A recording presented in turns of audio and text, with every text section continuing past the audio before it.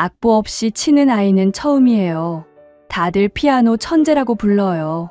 고아원에 버려진 8살 천재 소년이었습니다.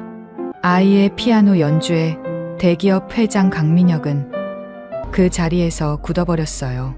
피아노를 치는 아이 모습이 아내와 닮아 보였거든요. 그 순간이었습니다. 아이의 주머니에서 낡은 녹음기 하나가 떨어졌어요. 지훈아, 엄마야. 목소리가 나오는 순간 놀란 민혁.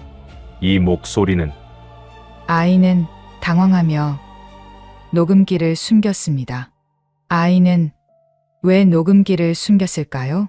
재벌회장과 고아원에 버려진 아이, 연결점이 없던 두 사람.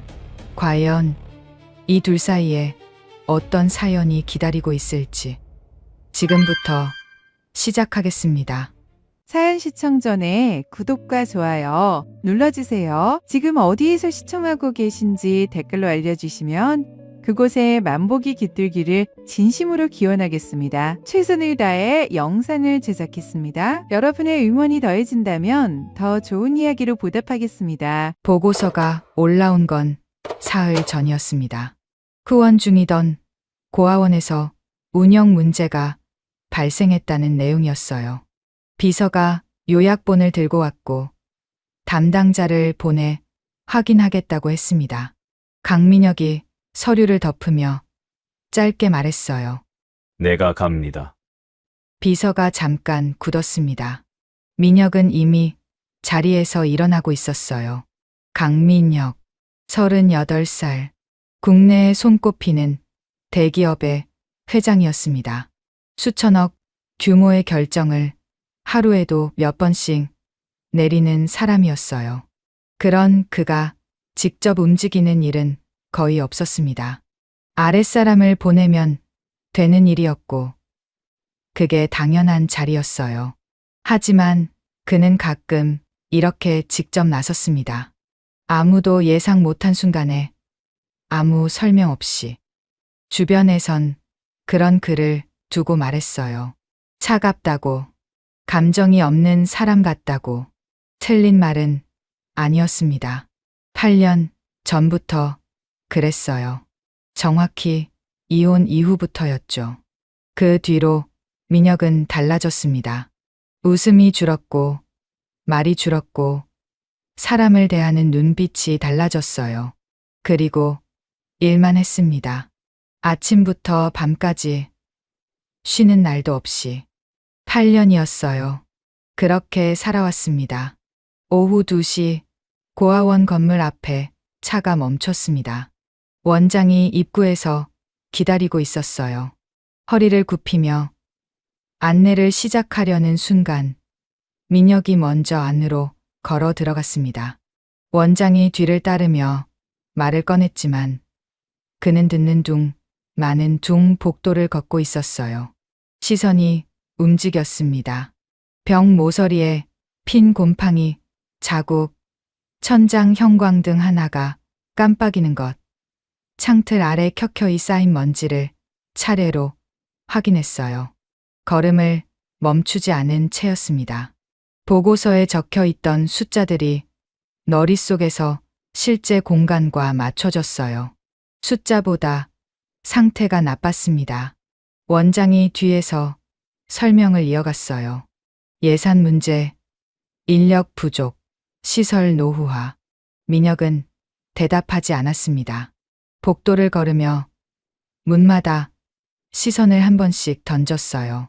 교실, 식당, 화장실 방향을 차례로 확인했습니다. 복도 중간쯤이었어요. 소리가 들렸습니다. 피아노였습니다. 민혁의 발이 멈췄어요. 의식한 게 아니었습니다. 그냥 멈춰 있었어요. 단순한 연습 소리가 아니었습니다. 두 손이 서로 다른 박자 위에서 맞물리며 빠르게 교차되는 소리였어요. 한쪽이 흔들리면 다른 쪽이 무너지는 게 당연한 구간인데 흔들림이 없었습니다. 속도가 붙을수록 오히려 더 단단해지는 소리였어요. 어딘가에서 배운 솜씨가 아니었습니다. 몸에 새겨진 소리였어요. 고개가 천천히 소리 나는 방향으로 돌아갔습니다. 복도 끝 문이 살짝 열린 교실이었어요. 민혁이 걸음을 옮겼습니다. 소리는 끊기지 않았어요. 그가 문 앞에 서는 내내 단 한 음도 흔들리지 않았습니다. 문 앞에서 손잡이를 쥐었습니다. 그리고 들어가지 않았어요. 연주가 끝날 때까지 그대로 서 있었습니다. 소리를 끝까지 들었어요. 고난도 구간이 반복됐습니다. 속도가 붙고 음이 쏟아지고 두 손이 서로를 무너뜨릴 것 같은 순간에도 흐름은 끊어지지 않았어요. 민혁의 눈썹이 미세하게 내려갔습니다. 손잡이를 쥔 손에 힘이 들어갔어요. 문을 열었습니다.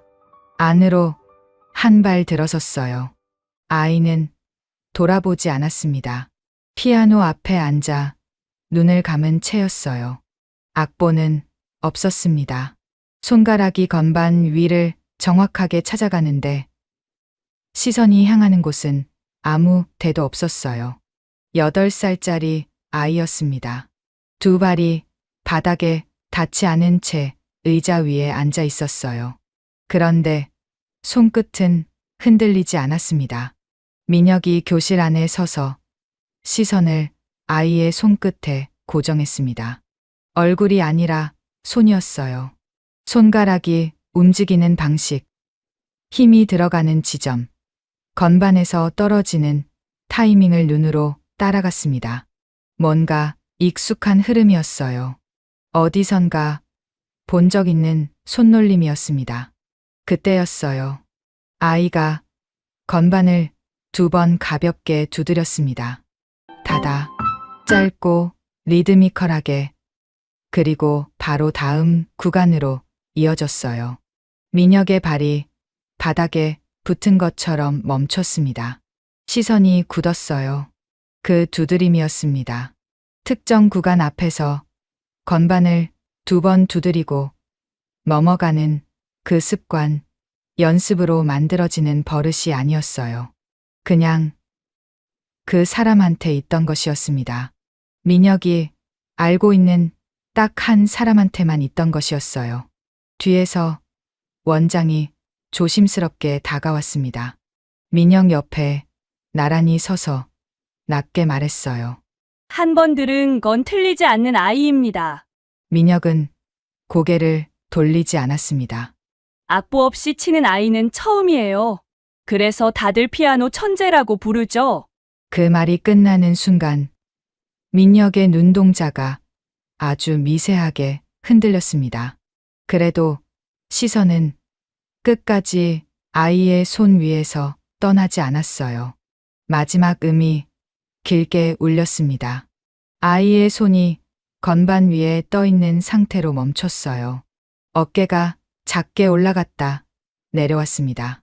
숨을 고르는 움직임이었어요. 아이가 천천히 고개를 돌렸습니다. 민혁과 눈이 마주쳤어요. 교실 안에 햇살이 그대로였고 소리는 이미 사라진 뒤였습니다. 두 사람 사이의 거리는 그대로인 채 시선만 닿아 있었어요. 민혁이 시선을 피하지 않았습니다.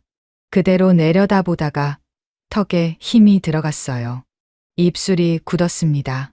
발이 앞으로 나가려다 멈췄어요. 아이가 의자에서 내려왔습니다. 한 손으로 의자 끝을 짚고 천천히 몸을 세웠어요. 민혁 쪽으로 한 걸음 다가왔습니다. 2걸음 앞에서 멈췄어요. 손을 꽉 쥔 채였습니다.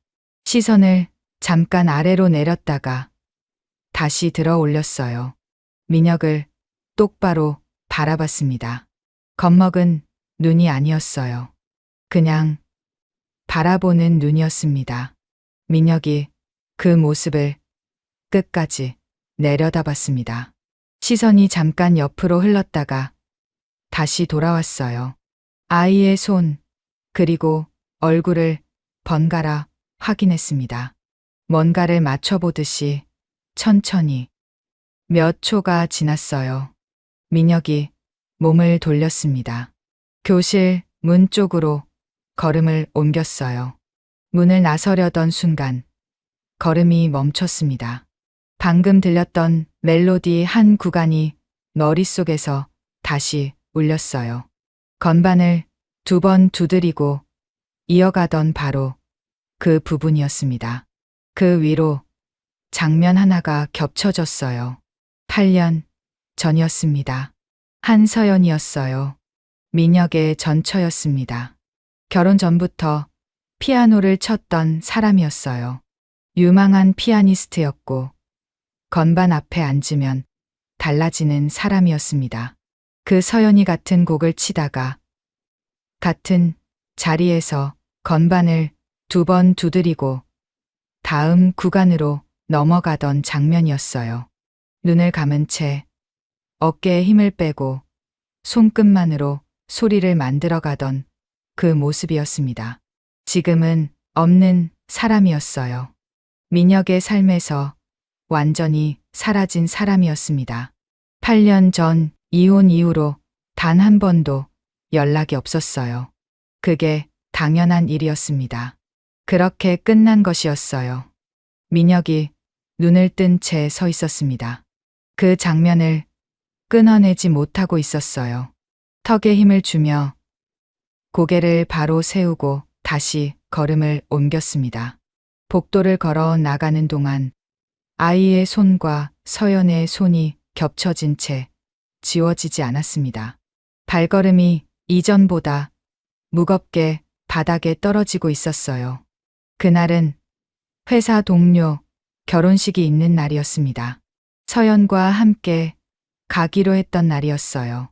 민혁이 오전에 급한 업무가 생겨 먼저 식장으로 가겠다고 연락을 했고 서연은 알겠다고 했습니다.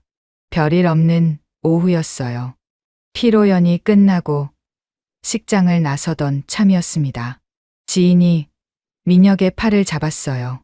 근처 카페에서 잠깐 이야기 좀 하자고 했습니다. 민혁이 따라갔어요. 카페 창가 자리였습니다. 창밖으로 맞은편 호텔 입구가 정면으로 보이는 자리였어요. 커피가 나왔습니다. 지인이 말을 꺼내려는 순간이었어요. 민혁의 시선이 창밖에서 멈췄습니다. 호텔 입구였어요. 유리 회전문이 돌아가며 2 사람이 함께 걸어 나오고 있었습니다. 서연이었어요. 그런데 혼자가 아니었습니다. 남자가 있었어요. 키가 크고 넥타이를 느슨하게 맨 남자였습니다. 서연의 옆에 바짝붙어 선 채였어요. 서연이 그 남자의 팔을 잡고 있었습니다. 2 사람의 어깨가 거의 맞닿을 듯 가까웠어요. 걸음걸이가 자연스러웠습니다. 처음 걷는 사람들의 어색함이 없었어요. 오래 익숙해진 사람들처럼 같은 속도로, 같은 방향으로 걸어 나왔습니다. 민혁이 잔을 내려놨어요. 천천히 소리 없이 내려놨습니다. 지인이 말을 이어가고 있었지만 아무것도 들리지 않았어요. 카페 안의 소음이 멀어졌습니다. 사람들 웃음소리도, 의자 끌리는 소리도, 지인의 목소리도 전부 사라졌어요. 창밖만 남았습니다. 서연이 호텔 앞에 멈춰섰어요. 남자와 마주보며 뭔가를 말했습니다. 남자가 고개를 끄덕였어요. 서연이 웃었습니다. 짧게, 하지만 분명히 웃었어요. 입꼬리가 올라가고 눈이 가늘어지는 민혁이 알고 있는 그 웃음이었습니다. 서연이 편안할 때만 짓는 웃음이었어요. 긴장이 완전히 풀렸을 때, 좋아하는 사람 앞에 있을 때만 나오는 그 표정이었습니다. 민혁 앞에서도 그 웃음을 봤었어요. 처음 손을 잡았던 날 밤에도 결혼식 날 아침에도 그 웃음을 봤었습니다. 지인이 민혁의 이름을 불렀어요. 민혁이 자리에서 일어났습니다. 지인이 뭐라고 했지만 들리지 않았어요. 민혁은 아무 말 없이 카페를 나왔습니다.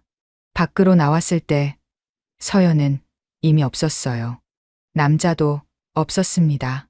호텔 앞이 텅 비어 있었어요. 봄바람이 불어왔습니다. 재킷 소매가 살짝 흔들렸어요. 거리의 소음이 다시 들려오기 시작했습니다. 사람들이 지나갔어요. 아무도 민혁을 보지 않았습니다. 민혁이 그 자리에 서 있었어요. 한참 동안 서 있었습니다. 그날 집으로 돌아왔을 때 서연은 이미 와 있었습니다. 부엌에서 저녁을 준비하고 있었어요. 앞치마를 두른 채 냄비를 젓고 있었습니다. 민혁이 들어오는 소리를 듣고 고개를 돌렸어요. 오늘씩 어땠냐고 물었습니다. 목소리가 평온했어요. 표정도 평온했습니다. 아무 일도 없었던 것처럼 완전히 평온했어요. 민혁은 대답했습니다. 평소와 다르지 않게 대답했어요. 그리고 아무것도 묻지 않았습니다. 서연의 눈을 똑바로 보지 않았어요. 오늘 어디 있었냐고 묻지 않았습니다. 그 남자가 누구냐고도 묻지 않았어요. 그냥 저녁을 먹었습니다. 그냥 잠들었어요. 그게 민혁이라는 사람이었습니다. 상처받은 걸 드러내는 것보다 닫아버리는 게 더 익숙한 사람이었어요. 감정을 꺼내 들고 따지는 것보다 혼자 정리해버리는 게 더 쉬웠습니다. 그리고 민혁은 그날 밤 혼자 정리했어요. 본 것이 전부였습니다. 두 눈으로 똑똑히 봤고 그걸로 충분했어요. 이혼 서류가 오가는데 오래 걸리지 않았습니다. 민혁이 먼저 냈어요. 서연이 서명했습니다. 긴 말은 없었어요. 변호사를 통해 처리됐고 그렇게 끝났습니다. 서연이 짐을 챙겨 나가는 날 민혁은 일부러 집을 비웠어요. 서연이 나간 뒤에 집으로 돌아왔습니다. 피아노가 있던 자리가 비어 있었어요. 민혁이 그 빈자리를 한참 바라봤습니다. 그리고 돌아섰어요. 그게 전부였습니다. 그 뒤로 8년이었어요. 민혁은 일만 했습니다. 아침 6시에 일어나 밤 12시에 잠들었어요. 주말도 없었습니다. 명절도 없었어요. 회사가 커졌고 숫자가 늘었고 주변에서 성공이라고 불렀습니다. 민혁은 그냥 했어요. 멈추면 그 창밖 장면이 떠올랐으니까요. 서연의 웃음이 떠올랐으니까요. 움직이면 떠오르지 않았습니다. 그래서 멈추지 않았어요. 8년 동안 멈추지 않았습니다.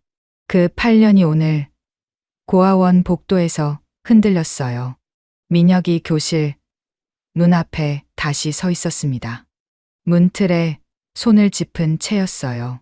안에서 멜로디가 흘러나오고 있었습니다.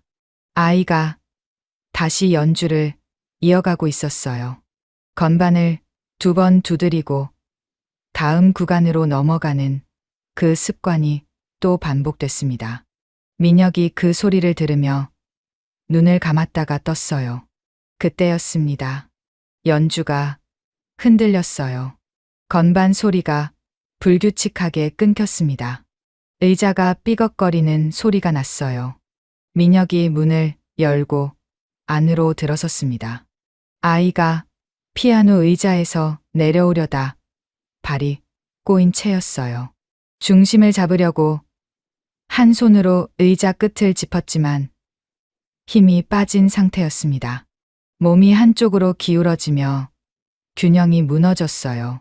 그 순간 아이의 옷주머니가 뒤집히며 안에 있던 작은 물건이 밖으로 밀려 나왔습니다. 아이가 바닥에 무릎을 짚는 순간 그 물건이 교실 바닥으로 떨어지며 단단하고 짧은 소리를 냈어요. 녹음기였습니다. 작고 낡은 녹음기였어요. 모서리가 닳아 있었고 덧은 주변에 손때가 켜켜이 베어 있었습니다. 오랫동안 반복해서 만져온 흔적이 역력했어요. 바닥에 떨어지는 충격으로 버튼이 눌렸습니다. 끊겨있던 음성이 이어지듯 갑자기 재생되며 교실 안에 퍼졌어요. 지훈아. 엄마야. 여성의 목소리였습니다. 낮고 또렷한 목소리였어요. 그런데 끝이 살짝 떨렸습니다. 울지 않으려고 참는 사람의 목소리였어요. 아이의 몸이 굳었습니다. 바닥에 손을 짚은 채 움직이지 않았어요. 시선이 녹음기 위에서 멈췄습니다. 민혁의 시선도 녹음기로 꽂혔어요. 몸이 그대로 굳었습니다. 한 발 안으로 들어오다 멈춰선 채였어요. 발이 바닥에 붙은 것처럼 움직이지 않았습니다. 녹음기에서 목소리가 이어졌어요. 짧은 문장이었습니다. 그리고 자동으로 멈췄어요. 교실 안이 조용해졌습니다. 아무도 움직이지 않았어요. 공기가 멈춘 것 같았습니다. 민혁이 시선을 녹음기에 고정한 채 한 발 앞으로 다가갔어요. 녹음기를 집으려고 몸을 낮추는 순간이었습니다. 아이가 급하게 뒤로 물러났어요. 발이 꼬이며 균형이 완전히 무너졌습니다. 손으로 바닥을 짚으려 했지만 힘이 없었어요. 몸이 그대로 옆으로 쓰러졌습니다. 민혁이 바로 앞으로 다가갔어요. 바닥에 쓰러진 아이를 두 팔로 끌어올렸습니다. 아이의 몸에 힘이 전혀 없었어요. 안아 올리는 순간 그 무게가 그대로 느껴졌습니다. 작은 몸이 축 늘어진 채였어요. 숨이 고르게 이어지지 않았습니다. 민혁이 아이의 목과 허리를 동시에 받쳐 자세를 고정했어요. 그리고 교실 문 쪽으로 빠르게 움직였습니다.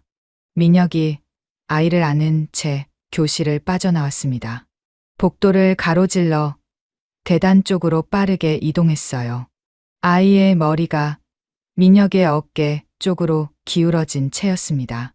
숨이 일정하지 않게 끊어지듯 이어졌어요. 민혁이 걸음을 멈추지 않은 채 손으로 아이의 등을 받쳐 자세를 고정했습니다. 계단을 내려가는 동안 아이의 발이 계단을 디디지 못하고 끌리듯 내려갔어요. 스스로 몸을 가누지 못하는 상태라는 게 그대로 드러났습니다. 원장이 복도 끝에서 뛰어왔어요. 숨을 고르며 아이 이름을 불렀습니다. 아이가 제대로 대답하지 못했어요. 눈이 반쯤 감긴 채였습니다. 민혁이 원장을 향해 짧게 말했어요. 차 대십시오. 원장이 바로 움직였습니다. 건물 밖으로 나온 민혁이 대기 중이던 차량 뒷좌석 눈을 열고 아이를 눕히듯 앉혔어요. 바로 따라 올라타며 운전기사에게 병원을 짧게 지시했습니다. 차량이 출발했어요. 차 안에서 민혁이 아이의 손목을 잡았습니다. 손가락으로 맥을 확인하려 했어요. 그 순간 아이의 손가락이 본인 의지와 상관없이 반복적으로 접혔다, 펴지는 움직임을 보였습니다. 민혁이 그 손을 감싸 쥐며 움직임을 억제했어요. 아이의 손이 차가웠습니다. 한여름인데도 손끝이 얼음처럼 차가웠어요. 민혁이 그 손을 놓지 않은 채 아이의 얼굴을 내려다봤습니다. 눈을 감은 채 숨만 가늘게 이어지고 있었어요. 병원 응급실 앞에 차가 멈추자마자 민혁이 먼저 내렸습니다. 아이를 안은 채 응급실 안으로 들어가며 의료진을 향해 시선을 던졌어요. 의료진이 들것을 가져왔습니다. 아이를 옮기는 순간 민혁이 손을 놓지 않다가 마지막에야 천천히 손을 내려놨어요. 들것이 응급실 안쪽으로 이동하는 동안 시선이 끝까지 따라갔습니다. 응급실 문이 닫혔어요. 민혁이 그 앞에 멈춰 선 채 움직이지 않았습니다. 주머니를 확인했어요. 아이를 안아 올리는 과정에서 바닥에 떨어진 녹음기를 집어 들었던 것이었습니다. 손바닥 위에 올려 들여다봤어요. 작고 낡은 녹음기였습니다. 모서리가 닳아 있었고 버튼 주변에 손때가 켜켜이 베어 있었어요. 오랫동안 반복해서 만져온 흔적이 역력했습니다. 8살짜리 아이가 항상 주머니에 넣고 다녔다는 게 그 흔적만으로도 느껴졌어요. 뒤늦게 도착한 원장이 숨을 고르며 민혁 옆에 섰습니다. 한동안 말을 꺼내지 못하다가 조심스럽게 입을 열었어요. 지훈이는 태어날 때부터 심장이 좋지 않았습니다. 선천성 심장질환이에요. 지금까지 계속 치료를 받아왔는데 가끔 이렇게 갑자기 상태가 나빠지는 경우가 있어요. 민혁이 그 말을 들으며 시선을 응급실 문에서 거두지 않았습니다. 태어날 때부터요. 민혁이 낮게 되뇌었어요. 질문이 아니었습니다. 혼자 확인하는 말이었어요. 원장이 고개를 끄덕이며 말을 이었습니다. 네, 생후 5개월에 저희 시설로 들어왔는데 처음부터 병원 연계로 함께 관리가 됐어요. 일반 입소와는 다른 케이스였습니다. 아이 상태가 지속적인 치료가 필요한 상황이었거든요. 민혁이 그제야 원장 쪽으로 시선을 돌렸어요. 보호자가 직접 데려온 게 아니었습니까? 아니요. 병원 측에서 시설 연결 요청을 해서 들어온 경우였습니다. 당시 보호자분이 본인도 치료 중인 상태라 직접 아이를 데려올 수 없는 상황이었어요. 원장이 말을 이어가는 동안 민혁의 손에 쥔 녹음기가 조금씩 더 단단히 잡혔습니다. 치료 중이었다고요. 예. 출산 직후의 상태가 많이 안 좋았던 것으로 알고 있습니다. 그래서 아이도 보호자도 병원에서 동시에 관리가 됐던 거예요. 원장이 잠시 말을 멈췄습니다. 그러다 민혁 손에 들려있는 녹음기를 조용히 바라보더니 낮게 말했어요. 저건 나중에 보호자분이 병원을 통해서 보내온 겁니다. 민혁이 손에 든 녹음기를 내려다봤어요. 아이한테 꼭 전해달라고 하셨어요. 널 버린 게 아니라는 걸 알아줬으면 한다고요. 원장의 목소리가 조금 낮아졌습니다. 그 이후로 치료가 길어지면서 아직 직접 오지 못하고 있는 상태예요. 아이는 그 녹음기를 항상 가지고 다닙니다. 하루도 빠짐없이요. 민혁이 아무 말도 하지 않았습니다. 원장이 더 할 말을 찾지 못한 채 자리를 떴어요. 복도에 민혁 혼자 남았습니다. 오가는 사람들 사이에서 민혁이 움직이지 않은 채 같은 자리에 서 있었어요. 복도, 형광등, 불빛이 하얗게 내려오고 있었습니다.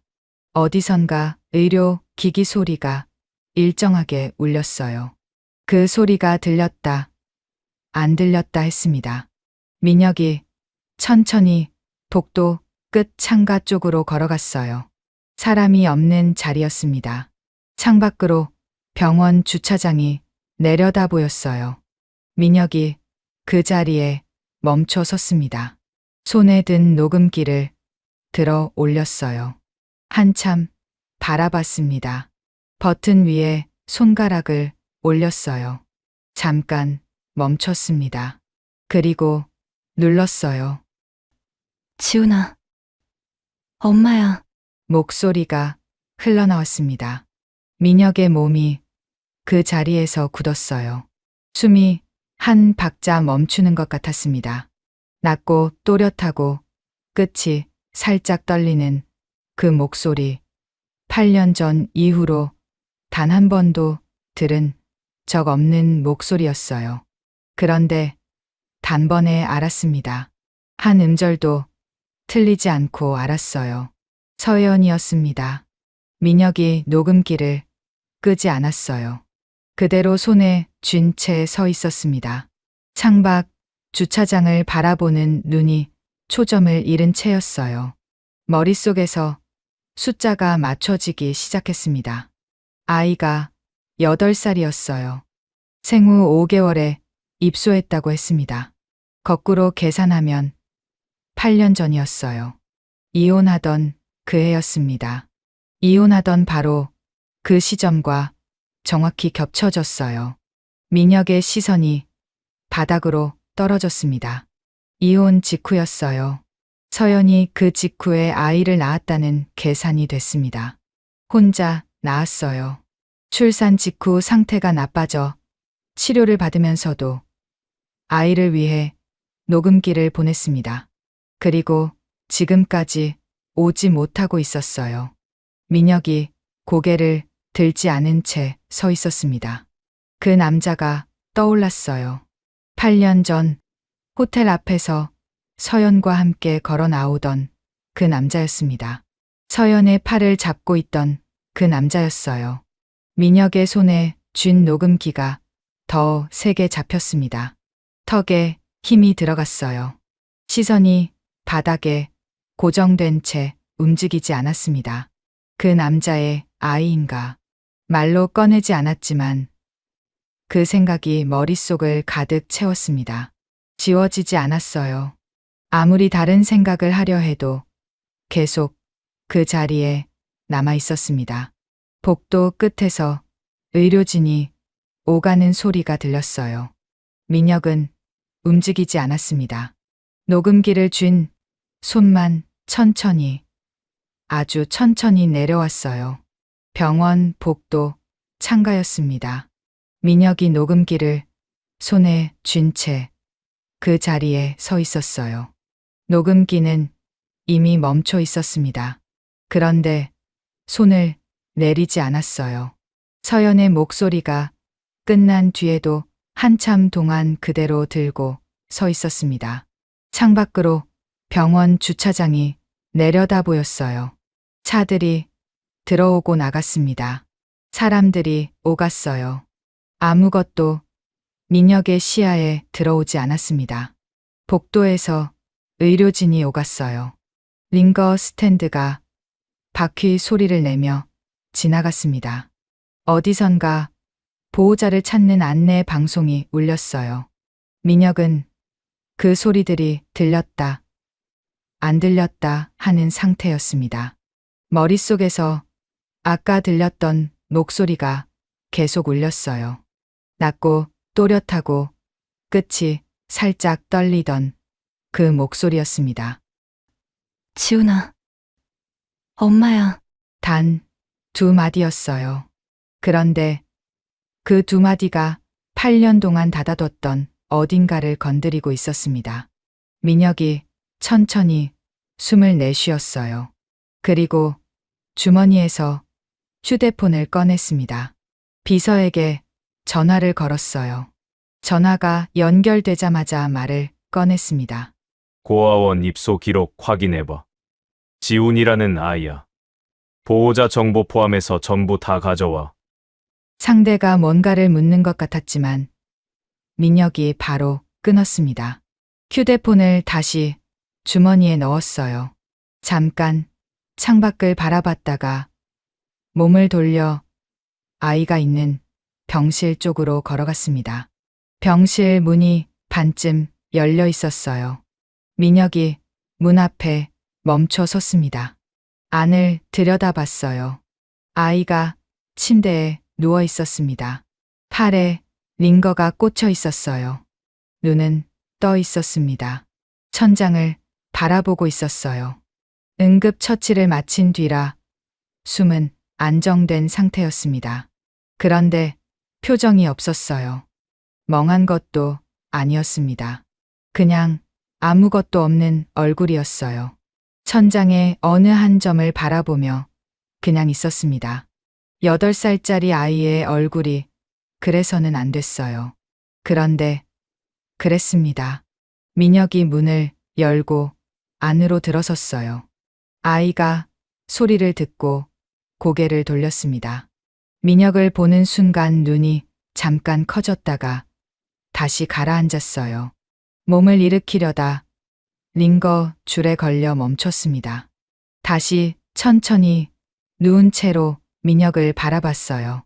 경계하는 눈도 아니었습니다. 반가워하는 눈도 아니었어요. 그냥 바라보는 눈이었습니다. 민혁이 침대 옆에 섰어요. 의자를 당겨 앉지 않았습니다. 그냥 서 있었어요. 손을 바지 주머니에 찔러 넣은 채였습니다. 두 사람 사이에 아무 말도 없었어요. 병실 안의 공기가 조용했습니다. 복도에서 들어오는 소음만 낮게 깔려 있었어요. 민혁이 주머니에서 녹음기를 꺼냈습니다. 천천히 아이 쪽으로 내밀었어요. 아무 말 없이 그냥 내밀었습니다. 아이가 녹음기를 바라봤어요. 손을 쉽게 내밀지 못했습니다. 민혁을 올려다 봤다가 다시 녹음기를 바라봤어요. 민혁을 올려다 봤다가 또 녹음기를 바라봤습니다. 그 시선이 두세 번 오갔어요. 그제야 아이가 조심스럽게 손을 뻗어 녹음기를 받아들었습니다. 바로 확인하지 않았어요. 손에 쥔 제 가슴 쪽으로 천천히 끌어당겼습니다. 품에 안듯이 쥐었어요. 두 손으로 감싸 쥔 채 이불 위에 올려놨습니다. 그 손이 움직이지 않았어요. 민혁이 그 모습을 바라봤습니다. 아이가 녹음기를 가슴에 쥔 채 고개를 숙이고 있다가 천천히 입을 열었어요. 아저씨, 이거 들으셨어요? 목소리가 낮았습니다. 아픈 아이의 목소리였어요. 그런데 또렷했습니다. 흔들리지 않았어요. 민혁이 대답하지 않았습니다. 시선을 아이에게 고정한 채 서 있었어요. 아이가 민혁의 얼굴을 올려다봤습니다. 대답을 기다리는 눈이었어요. 민혁이 그 눈을 바라보며 입을 열지 않았습니다. 아이가 잠깐 기다리다가 시선을 녹음기로 내렸어요. 두 손으로 녹음기를 더 꽉 쥐었습니다. 이거 엄마 목소리예요. 그 말이 병실 안에 조용히 퍼졌습니다. 낮고 짧은 문장이었어요. 그런데 그 문장이 병실 안의 공기를 완전히 바꿔놨습니다. 민혁이 아무 말도 하지 않았어요. 아이를 내려다보는 눈이 움직이지 않았습니다. 아이가 그 말을 꺼낸 뒤 잠깐 숨을 고르더니 다시 말을 이어갔어요. 엄마가 다시 온다고 했는데. 말을 잇다가 멈췄습니다. 녹음기를 더 세게 쥐었어요. 시선을 창밖으로 돌렸습니다. 창밖으로 파란 하늘이 보였어요. 구름이 천천히 흘러가고 있었습니다. 아이가 그 하늘을 바라보며 잠깐 아무 말도 하지 않았어요. 입술이 한 번 움직이려다 멈췄습니다. 그리고 다시 열렸어요. 근데 아직 안 왔어요. 짧은 문장이었습니다. 그런데 그 문장이 병실 안에 오래 남았어요. 사라지지 않고 공기 속에 머물렀습니다. 민혁이 그 말을 들으며 시선을 아이의 옆모습에 고정했어요. 아이가 창밖을 바라보는 동안 민혁은 아이를 바라봤습니다. 아이의 눈이 촉촉해지려다 멈추는 것 같았어요. 울지 않으려는 것 같았습니다. 손에 쥔 녹음기가 이불 위에서 꼭 잡혀 있었어요. 손가락 마디가 하얘질 정도였습니다. 민혁이 그 손을 내려다봤어요. 8살짜리 아이의 손이었습니다. 피아노를 치는 손이었어요. 아까 교실에서 봤던 그 손이었습니다. 건반 위에서 흔들리지 않던 그 손이 지금 녹음기를 쥔 채 하얗게 힘이 들어가 있었어요. 아이가 고개를 돌려 민혁을 바라봤습니다. 아저씨. 엄마 알아요? 그 질문이 나오는 순간 민혁의 눈동자가 미세하게 흔들렸습니다. 입이 열리지 않았어요. 아이가 기다렸습니다. 민혁이 대답하지 않았어요. 아이가 잠깐 더 기다렸습니다. 민혁의 눈을 똑바로 바라보며 기다렸어요.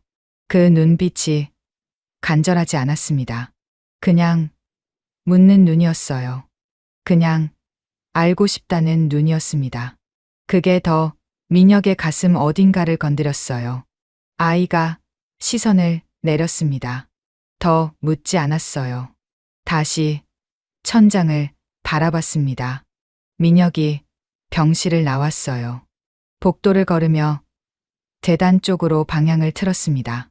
계단을 내려가는 동안 아이가 했던 말이 머릿속에서 떠나지 않았어요. 엄마가 다시 온다고 했는데 아직 안 왔다는 말이었습니다. 그 말을 하던 아이의 목소리가 귓속에서 계속 울렸어요. 창밖을 바라보던 아이의 옆모습이 지워지지 않았습니다. 계단 중간쯤에서 휴대폰이 울렸어요. 비서였습니다. 전화를 받았어요. 기록 확인됐습니다. 읽어. 비서가 파일을 넘기는 소리가 들렸습니다. 보호자 이름 한서연입니다. 입소 날짜는 8년 전 2월이고요. 당시 보호자 직접 입소가 아닌 병원 연계 케이스로 처리됐습니다. 보호자 본인도 치료 중인 상태였던 것으로 기재돼 있어요. 민혁이 아무 말도 하지 않았습니다. 걸음을 멈추지 않은 채 들었어요. 아이 등록 이름은 강지훈입니다. 민혁의 발이 계단 중간에서 멈췄습니다. 강지훈이었어요. 강씨였습니다. 서연의 성은 한씨였어요. 그런데 아이는 강씨였습니다. 민혁의 성이었어요. 민혁이 난간을 잡았습니다. 손에 힘이 들어갔어요. 강지훈, 강씨. 민혁의 성이었습니다. 서연이 이혼한 뒤에 낳은 아이에게 민혁의 성을 붙였어요. 한씨가 아니었습니다. 강씨였어요. 왜인지 알 수 없었습니다. 이유를 찾으려 했는데 찾아지지 않았어요. 머릿속에서 뭔가가 맞춰지려다 자꾸 어긋났습니다. 맞춰지려다 어긋나고 또 맞춰지려다 또 어긋났어요. 비서가 말을 이어가고 있었습니다. 민혁이 듣지 않았어요. 끊어. 짧게 말하고 통화를 끊었습니다. 휴대폰을 주머니에 넣지 않은 채 그대로 들고 서 있었어요. 계단 난간을 쥔 손이 천천히 힘을 풀었습니다. 민혁이 고개를 들었어요. 계단 위로 햇살이 내려오고 있었습니다. 병원 안의 소음이 멀리서 들렸어요. 아무도 이 계단에 없었습니다. 강지훈. 그 이름이 계단 위 햇살 속에서 계속 울렸어요. 민혁이 눈을 감았다가 떴습니다. 난간에서 손을 뗐어요. 천천히 계단을 내려갔습니다. 한 칸씩 내려가는 동안 강지훈이라는 이름이 발걸음마다 함께 내려왔어요. 내려갈수록 더 무겁게 따라왔습니다. 병원을 나선 민혁이 차에 올라탔습니다. 출발 지시를 내리지 않았어요. 뒷좌석에 앉은 채 시선을 앞 유리창에 두고 있었습니다. 운전기사가 조용히 기다렸어요. 민혁은 아무 말이 없었습니다. 강지훈. 그 이름이 여전히 머릿속에서 울리고 있었어요. 강씨였습니다. 서연이 아이에게 민혁의 성을 붙였어요. 이유를 알 수 없었습니다. 머릿속에서 뭔가가 맞춰지려다 자꾸 어긋났어요. 어긋나고 또 어긋났습니다. 민혁이 휴대폰을 꺼냈어요. 비서에게 전화를 걸었습니다. 서연 관련해서 8년 전부터 지금까지 전부 다 뒤져봐. 출산 기록, 병원 기록, 이동 기록, 전부 다. 8년 전부터라면 범위가 상당히 넓습니다. 그래서 빨리 시작해야지. 통화를 끊었습니다. 운전기사에게 출발을 지시했어요. 차가 움직이기 시작했습니다. 차창 밖으로 병원 건물이 멀어졌어요. 민혁이 그 건물을 바라봤습니다. 아이가 저 안에 있었어요. 링거를 꽂은 채 천장을 바라보던 아이였습니다. 녹음기를 가슴에 끌어안던 그 작은 손이 떠올랐어요. 엄마가 다시 온다고 했는데 아직 안 왔다던 그 목소리가 떠올랐습니다. 민혁이 시선을 앞으로 돌렸어요. 차가 도로 위를 달렸습니다. 그로부터 사흘이 지났어요. 비서에게서 중간 보고가 몇 차례 왔습니다. 출산 기록을 찾는 중이라고 했어요. 병원 기록 확인에 시간이 걸린다고 했습니다. 민혁은 기다렸어요. 기다리는 동안 일을 했습니다. 회의를 했고, 결제를 했고, 보고를 받았어요. 평소와 다르지 않은 하루였습니다. 그런데 평소와 달랐어요. 서류를 들여다보다가 시선이 멈추는 순간이 있었습니다. 강지훈이라는 이름이 불쑥 떠오르는 순간이었어요. 그럴 때마다 민혁이 턱에 힘을 주고 시선을 다시 서류로 돌렸습니다. 나흘째 되던 날 아침이었어요. 원장에게서 연락이 왔습니다. 지훈이가 오늘 퇴원합니다. 상태가 안정됐어요. 민혁이 짧게 알겠다고 하고 전화를 끊었습니다. 서류를 집어들었어요. 읽으려 했습니다. 읽히지 않았어요. 시선이 서류 위에 있는데 내용이 들어오지 않았습니다. 민혁이 서류를 내려놨어요. 자리에서 일어섰습니다. 비서에게 오후 일정을 조정하라고 말했어요. 그리고 엘리베이터를 탔습니다. 지하 주차장으로 내려갔어요. 차에 올라탔습니다. 고아원으로 향하는 길이었어요. 민혁이 그걸 의식한 건 차가 이미 절반쯤 왔을 때였습니다. 왜 가는 건지 스스로도 몰랐어요. 퇴원했다는 소식을 들었고 자기도 모르게 움직이고 있었습니다. 그게 전부였어요. 고아원 건물이 보이기 시작할 즈음이었습니다. 사이렌 소리가 들렸어요. 민혁이 고개를 들었습니다. 구급차였어요. 고아원 쪽으로 빠르게 들어가고 있었습니다. 민혁이 운전기사에게 말했어요. 빨리. 차가 속도를 높였습니다. 고아원 앞에 도착하자 구급차가 이미 건물 안쪽으로 들어가 있었어요. 민혁이 차에서 내렸습니다. 안으로 뛰어 들어갔어요. 복도에서 원장이 뛰어오고 있었습니다. 민혁을 보더니 숨을 고르며 말했어요. 지훈이가 퇴원하고 돌아오자마자 다시 쓰러졌습니다. 상태가 갑자기 나빠졌어요.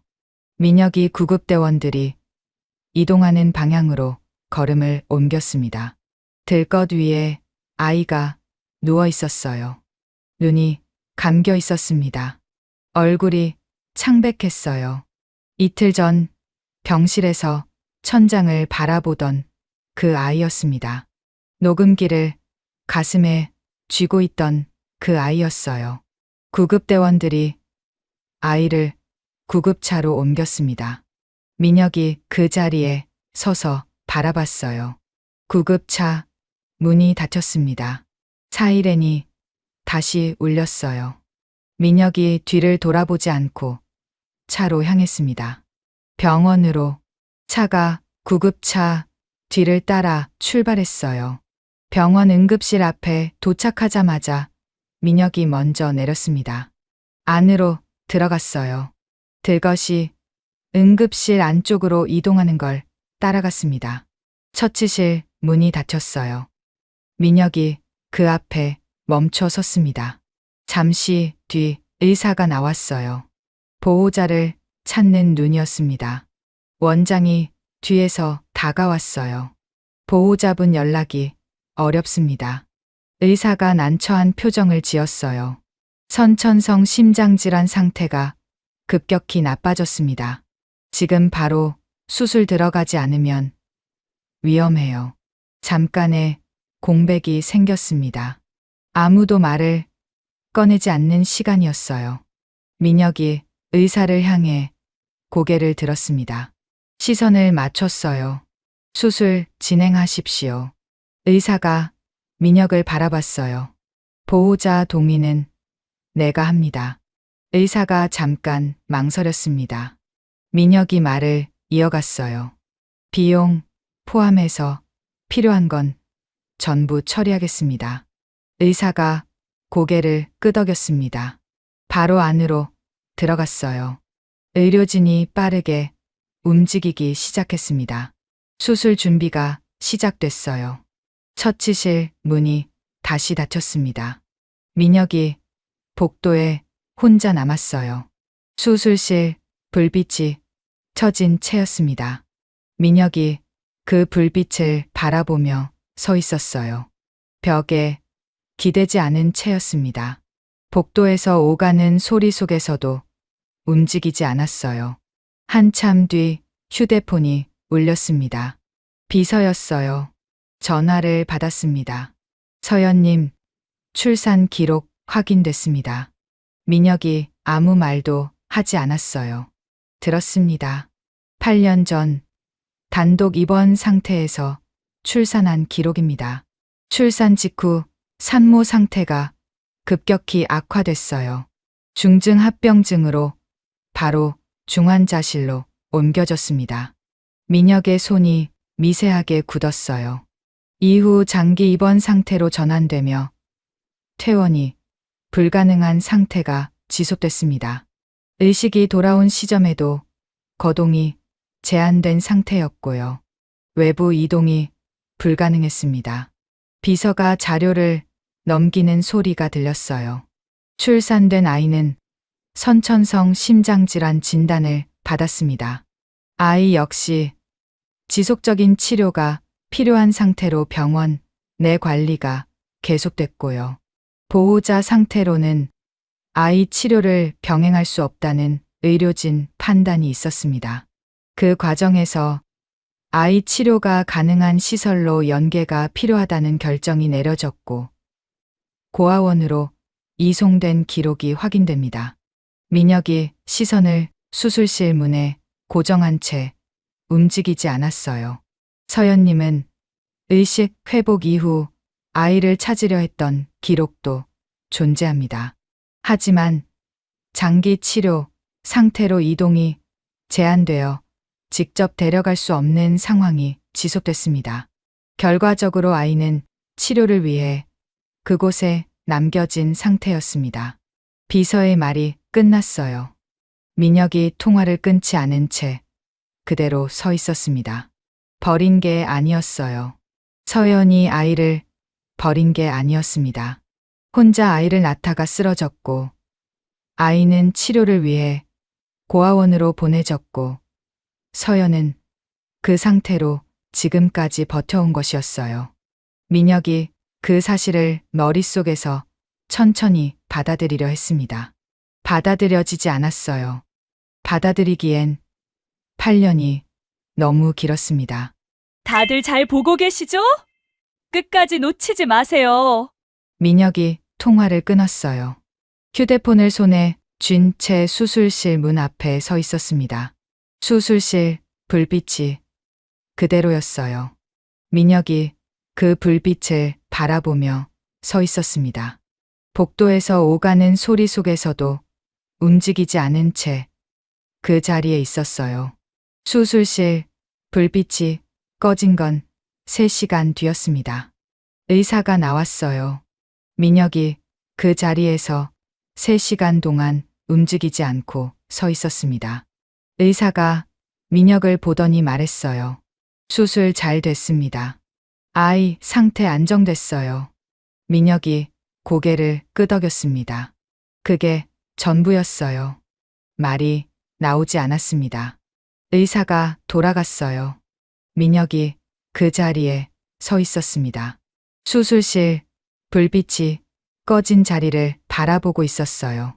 잠시 뒤 민혁이 복도 한쪽 의자에 앉았습니다. 처음으로 앉았어요. 3시간 동안 서 있다가 처음으로 앉은 것이었습니다. 등받이에 기대지 않은 채 팔꿈치를 무릎 위에 올리고 앞을 바라봤어요. 아무 생각도 하지 않으려 했습니다. 되지 않았어요. 비서에게서 받은 보고가 머릿속에서 반복됐습니다. 단독 입원 상태에서 출산했다는 말이었어요. 출산 직후 중환자실로 옮겨졌다는 말이었습니다. 의식이 돌아온 뒤에도 거동이 제한됐다는 말이었어요.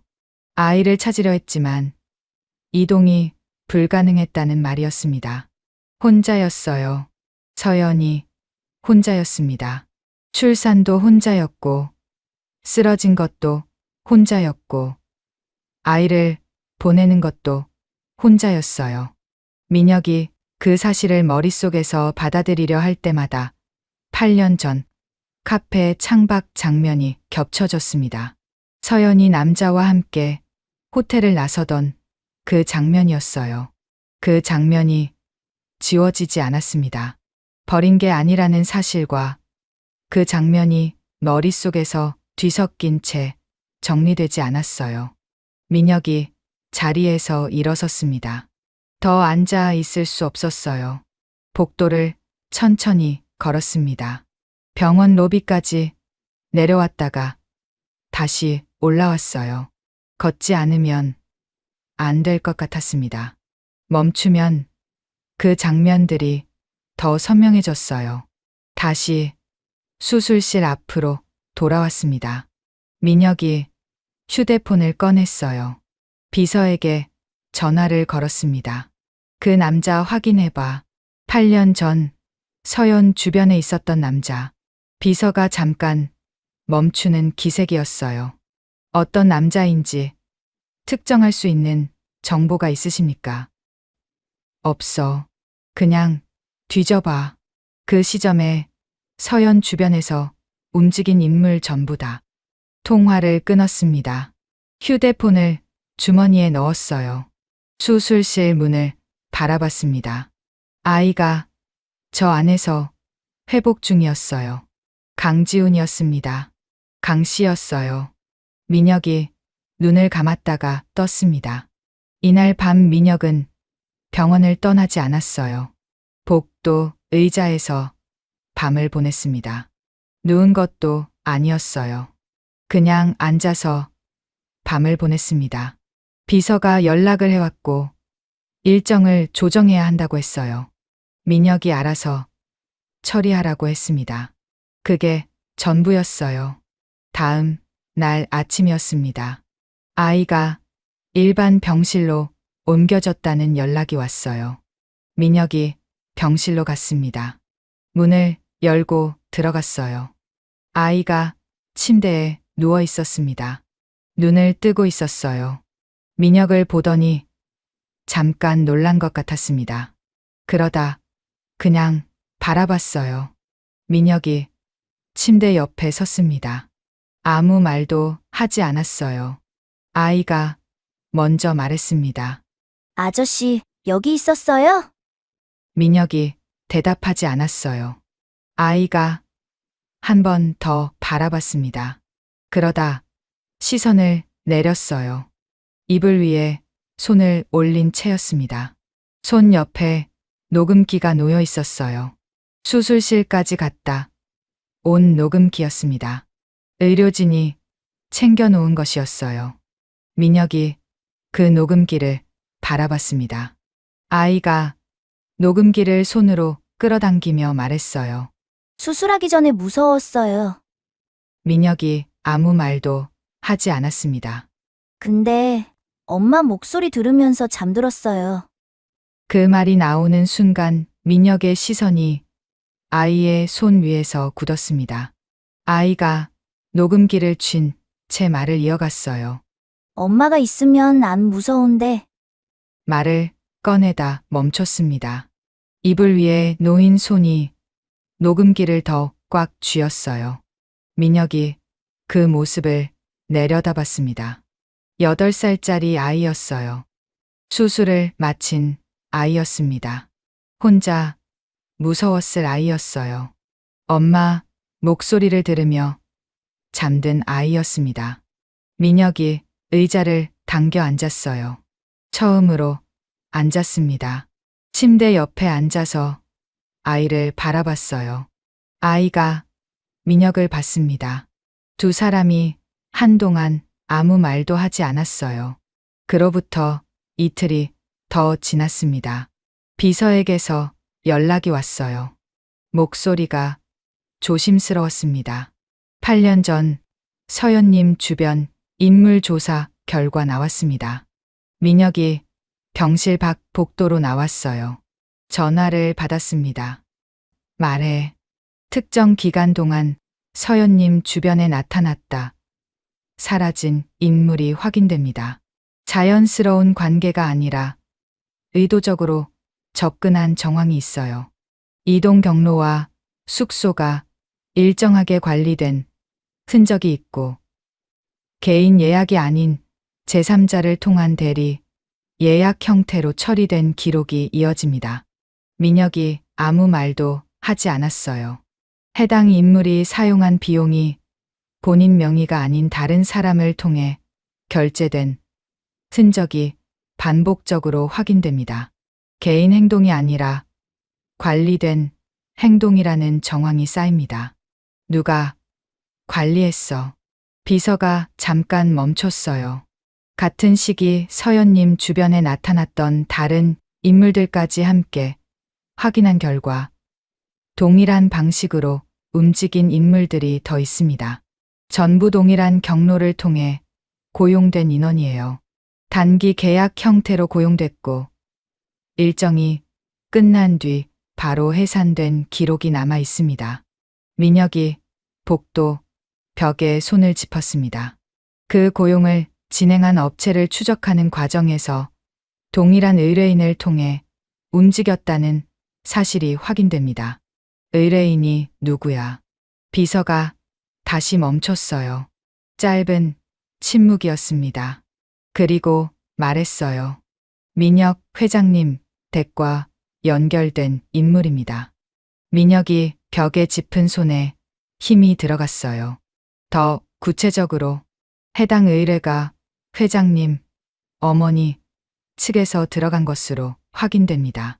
그 말이 나오는 순간 민혁이 아무 말도 하지 못했습니다. 복도의 형광등, 불빛이 하얗게 내려오고 있었어요. 어딘가에서 의료 기기 소리가 일정하게 울렸습니다. 사람들이 오갔어요. 아무도 민혁을 보지 않았습니다. 어머니였어요. 오정숙이었습니다. 민혁의 어머니였어요. 그 모든 것이 어머니에게서 시작된 것이었습니다. 서연 주변에 남자를 심은 것도, 민혁이 그 장면을 도도록 만든 것도 전부 어머니였어요. 8년이었습니다. 8년 동안 민혁이 믿어온 것이 무너지고 있었어요. 카페 창밖에서 봤던 그 장면이 그게 전부라고 믿어왔던 8년이 지금 이 복도에서 무너지고 있었습니다. 민혁이 벽에서 손을 뗐어요. 천천히 손을 내렸습니다. 끊어. 짧게 말하고 통화를 끊었어요. 민혁이 복도에 서 있었습니다. 움직이지 않았어요. 병실 문 너머에서 아이가 있었습니다. 강지훈이었어요. 그 이름이 다시 울렸습니다. 강지훈, 강씨. 민혁의 성이었어요. 서연이 처음부터 알고 있었던 것이었습니다. 민혁의 아이라는 걸 알고 있었어요. 그래서 강씨를 붙인 것이었습니다. 쫓겨나면서도 혼자 낳으면서도 쓰러지면서도 아이에게 강씨를 붙인 것이었어요. 민혁이 고개를 들지 않은 채 서 있었습니다. 복도에서 오가는 소리가 들렸어요. 그 소리 속에서 민혁은 움직이지 않았습니다. 8년이 무너지는 데는 이 복도, 이 순간이면 충분했어요. 그날 밤 민혁은 병원을 나섰습니다. 차에 올라탄 뒤 행선지를 말하지 않았어요. 운전기사가 조용히 기다렸습니다. 민혁이 창밖을 바라보다가 짧게 말했어요. 어머니, 댁, 차가 움직이기 시작했습니다. 밤 도로였어요. 가로등 불빛이 차창을 스쳐 지나갔습니다. 민혁이 그 불빛들을 바라봤어요. 아무 생각도 하지 않으려 했습니다. 되지 않았어요. 어머니였습니다. 오정숙이었어요. 민혁이 그 이름을 머릿속에서 되뇌었습니다. 가문과 후계만을 중시하는 사람이었어요. 서연을 처음부터 마음에 들어하지 않았던 사람이었습니다. 집안도 없고 배경도 없는 여자가 왜 이 자리에 앉으려 하냐고 했던 사람이었어요. 민혁이 그 여자한테 빠져서 후계 자리도 내팽개치고 있다고 했던 사람이었습니다. 가문을 이을 너느리감이 아니라고, 이 집에 맞는 사람이 아니라고 했던 사람이었어요. 그 말을 민혁이 직접 들었습니다. 그때도 민혁은 아무 말도 하지 않았어요. 그게 민혁의 방식이었습니다. 닫아두는 것이었어요. 그런데 닫아두는 것만으로는 안 됐습니다. 차가 멈췄어요.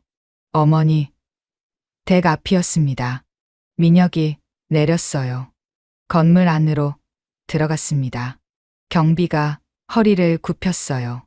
민혁이 그냥 지나쳤습니다. 엘리베이터를 탔어요. 올라가는 동안 아무 말도 하지 않았습니다.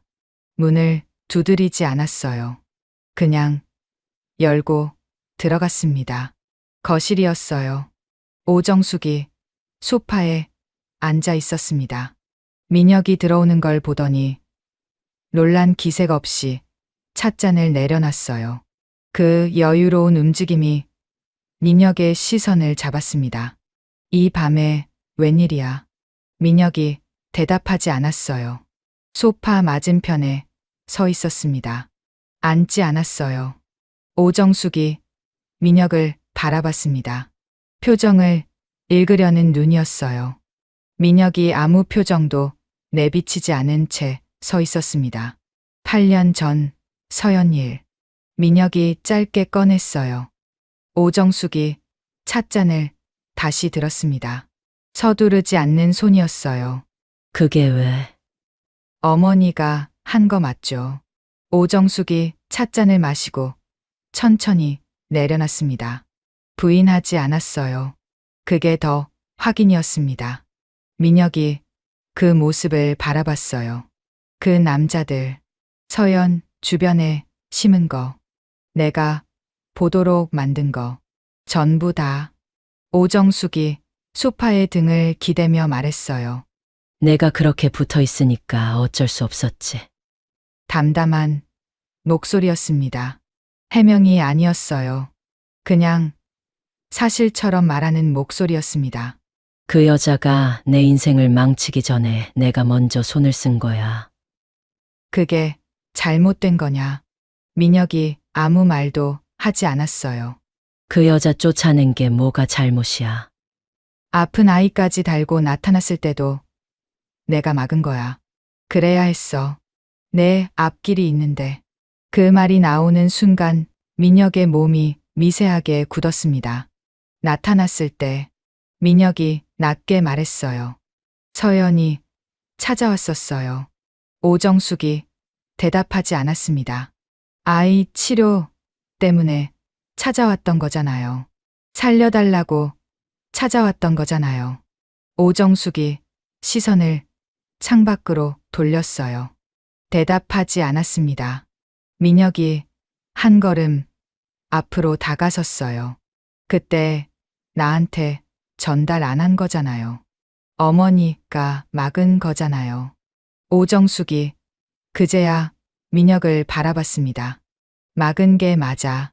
그래야 했어. 목소리가 흔들리지 않았어요.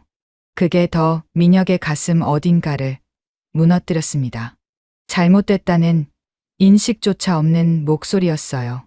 그냥 해야 할 일을 했다는 목소리였습니다. 민혁이 더 말을 꺼내지 않았어요. 돌아섰습니다. 오정숙이 뒤에서 말했어요. 민혁아, 그 여자 지금 어디 있는지도 몰라. 그냥 잊어버려. 민혁이 걸음을 멈추지 않았습니다. 문을 열고 나왔어요. 복도를 걸어 엘리베이터를 탔습니다.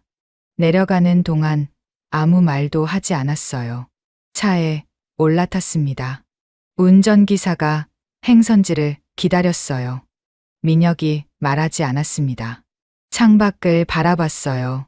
밤 도로가 그대로였습니다. 가로등 불빛이 여전히 지나갔어요. 방금 어머니가 한 말이 머릿속에서 반복됐습니다. 막은 게 맞아. 그래야 했어. 그 목소리가 지워지지 않았어요. 8년이었습니다. 8년 동안 민혁이 믿어온 것이 어머니가 만들어준 것이었어요. 카페 창밖에서 봤던 그 장면이 처음부터 연출된 것이었습니다. 서연이 아이를 데리고 찾아왔을 때 어머니가 막았어요. 민혁에게 전달되지 않았습니다. 서연이 살려달라고 찾아왔는데 민혁은 알지 못했어요. 민혁이 눈을 감았습니다. 차가 움직이지 않은 채 기다리고 있었어요. 그 순간 다시 비서에게 전화를 걸었습니다. 서연 지금 어디 있어? 현재 위치 찾아. 비서가 잠깐 머뭇거렸어요. 마지막 병원 기록이 있긴 한데 꽤 오래된 기록입니다. 현재 위치는 확인이 더 필요합니다. 빠르게 통화를 끊었어요. 민혁이 창밖을 바라봤습니다. 밤 도로가 조용했어요. 어딘가에서 서연이 있었습니다. 8년 동안 혼자 버텨온 서연이었어요. 아이를 찾으러 왔다가 막혔던 서연이었습니다. 지금도 어딘가에서 버티고 있을 서연이었어요. 민혁이 운전기사에게 말했습니다. 일단 출발해. 차가 움직이기 시작했어요. 어디로 가는지 모르는 채였습니다. 그냥 움직였어요. 멈춰 있을 수가 없었습니다. 잠시 뒤 비서에게서 연락이 왔어요. 마지막 기록된 주소 확인됐습니다. 오래된 주소인데 현재도 그곳에 있을 가능성이 있습니다. 주소가 전달됐어요. 민혁이 운전기사에게 주소를 불러줬습니다. 차가 방향을 틀었어요. 창밖으로 밤 도시가 흘러갔습니다. 넓은 도로에서 좁은 골목으로 들어갔어요. 건물들이 낮아졌습니다. 불빛이 줄어들었어요. 민혁이 창밖을 바라보며 서연이 이런 곳에 있다는 사실을 받아들이려 했습니다. 재벌가 며느리였던 사람이었어요. 피아노를 치던 사람이었습니다. 그 사람이 8년 동안 이런 곳에서 버텨왔다는 것이었어요. 차가 멈췄습니다. 좁은 골목 끝이었어요. 낡은 건물이었습니다. 가로등 하나가 깜빡이고 있었어요. 민혁이 차에서 내렸습니다. 건물 앞에 섰어요. 주변을 한번 훑었습니다. 그리고 망설이지 않고 안으로 들어갔어요. 좁은 계단을 올라갔습니다. 계단에 불빛이 약했어요. 벽이 가까웠습니다. 민혁이 계단을 빠르게 올라 복도 끝까지 이동했어요. 특정 문 앞에서 걸음을 멈췄습니다. 문 안쪽에서 소리가 들렸어요. 끊어지듯 이어지는 기침 소리였습니다. 한 번이 아니었어요. 반복됐습니다. 멈추지 않았어요. 민혁이 잠깐 멈췄다가 손을 들어 문을 두드렸습니다. 안에서 소리가 멈췄어요. 한동안 인기척이 없었습니다. 민혁이 기다렸어요. 그리고 문이 천천히 열렸습니다. 민혁이 그 자리에서 굳었어요. 서연이었습니다. 문틀을 두 손으로 붙잡은 채 서 있었어요. 몸을 제대로 가누지 못한 채였습니다. 얼굴이 창백했어요. 눈 아래가 어두웠고 볼이 꺼져 있었습니다. 한여름인데도 입술에 혈색이 없었어요. 숨을 쉬는 것만으로도 힘겨운 것 같았습니다. 그런데 서연이었어요. 단번에 알았습니다. 서연이 민혁을 봤어요. 눈이 커졌습니다. 문틀을 잡은 손에 힘이 들어가는 게 그대로 보였어요. 믿기지 않는다는 눈이었습니다. 그 눈이 천천히 굳었어요. 굳어가면서도 시선을 내리지 않았습니다. 민혁을 똑바로 바라봤어요. 민혁이 아무 말도 하지 못했습니다. 문이 열리며 방 안쪽이 드러났어요. 좁은 공간이었습니다. 단칸방이었어요. 창문 하나, 낡은 책상 하나, 그리고 바닥이었습니다. 약 냄새가 문틈 사이로 흘러나왔어요. 낮인데도 방 안이 어두웠습니다. 민혁의 시선이 방 안을 천천히 훑었어요. 책상 위에 약 봉투들이 쌓여 있었습니다. 병원 영수증이 여러 장 겹쳐 있었어요. 날짜가 빽빽하게 찍혀 있었습니다. 일주일에 2번, 사흘에 1번씩 찍힌 날짜들이었어요. 그 영수증들이 켜켜이 쌓인 높이가 손가락 2마디는 됐습니다. 그 옆에 작은 통장이 놓여 있었어요. 펼쳐진 채였습니다. 입금 내역이 빼곡했어요. 금액이 작았습니다. 한 줄 한 줄 쌓아온 흔적이었어요. 통장 위에 메모 한 장이 올려져 있었습니다. 손으로 쓴 숫자였어요. 목표 금액처럼 보이는 숫자 아래 지금까지 모은 금액이 적혀 있었습니다. 아직 한참 부족한 금액이었어요. 바닥 한쪽에 작게 접힌 아이 옷 한 벌이 놓여 있었습니다. 낡은 장난감이 그 옆에 있었어요. 작은 자동차였습니다. 바퀴 하나가 없었어요. 그런데 먼지가 없었습니다. 누군가 매일 닦은 것 같았어요. 아이 옷도 마찬가지였습니다. 낡았지만 깨끗하게 접혀 있었어요. 누군가 반복해서 접었다 폈다 한 흔적이 느껴졌습니다. 민혁의 시선이 그 자리에서 멈췄어요. 서연이 그 시선을 따라갔습니다. 민혁이 무엇을 보고 있는지 알아챈 것 같았어요. 문틀을 잡은 손이 더 세게 쥐어졌습니다. 그때였어요. 서연이 몸을 움직이기 시작했습니다. 문틀에서 손을 떼고 안쪽으로 들어갔어요. 낡은 옷걸이에서 겉옷을 집어 들었습니다. 천천히 팔을 끼웠어요. 손이 떨렸습니다. 단추를 잠그는 손가락이 제대로 움직이지 않았어요. 첫 번째 단추를 잠그는데 한참이 걸렸습니다. 그래도 잠갔어요. 2번째, 3번째, 천천히 떨리는 손으로 잠갔습니다. 민혁이 그 모습을 바라봤어요. 서연이 낡은 가방을 집어 들었습니다. 어깨에 걸쳤어요.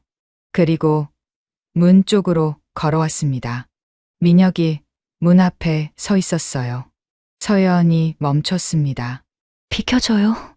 낮게 말했어요. 목소리가 거칠었습니다. 오래 아픈 사람의 목소리였어요. 민혁이 비키지 않았습니다. 어디 가는 겁니까? 서연이 시선을 내렸어요. 일하러 가요. 민혁이 서연을 바라봤습니다. 창백한 얼굴이었어요. 단추를 잠그는 손이 아직도 미세하게 떨리고 있었습니다. 걸음을 옮길 때마다 몸이 살짝 흔들렸어요. 이 몸으로 무슨 일입니까? 서연이 고개를 들었어요. 민혁을 바라봤습니다. 그 눈이 흔들리지 않았어요. 상관없어요. 상관 있습니다. 서연이 잠깐 멈췄다가 낮게 말했어요. 안 돼요. 돈 벌어야 해요. 민혁이 아무 말도 하지 않았습니다. 지훈이 데려와야 해요. 지금 거의 다 모았어요. 조금만 더 모으면 데려올 수 있어요. 오늘 못 나가면 안 됩니다. 그 말이 나오는 순간 민혁의 눈동자가 미세하게 흔들렸습니다. 서연이 지훈이 이름을 꺼냈어요. 고아원에 있는 아이를 데려오려고 이 몸으로 돈을 벌고 있었습니다. 저 통장에 한 줄씩 쌓아온 금액이 전부 그 돈이었어요. 저 아이 옷과 장난감을 매일 꺼내 닦으며 버텨온 시간이었습니다. 서연이 말을 이어갔어요. 지금 이거 막으면 안 돼요. 제발. 목소리가 낮아졌습니다. 낮아지면서도 흔들리지 않았어요. 그때 기침이 터졌습니다. 서연이 입을 막았어요. 기침이 한참 이어졌습니다. 몸이 앞으로 굽혔어요. 가방끈이 어깨에서 흘러내렸습니다. 서연이 기침을 참으며 가방끈을 다시 올렸어요. 한 손으로 벽을 짚었습니다. 기침이 잦아들지 않았어요. 이어지고 또 이어졌습니다. 민혁이 그 모습을 바라봤어요. 다가가지 않았습니다. 서연이 오지 말라고 했으니까요. 그냥 바라봤어요. 그런데 바라보는 것도 쉽지 않았습니다. 기침이 천천히 잦아들었어요. 서연이 숨을 고르며 벽에 기댔습니다. 눈을 감았다가 떴어요. 민혁이 아직 문 앞에 서 있는 걸 확인했습니다. 시선을 내렸어요. 가요. 짧게 말했습니다. 힘없는 목소리였어요. 그런데 분명했습니다. 민혁이 움직이지 않았어요.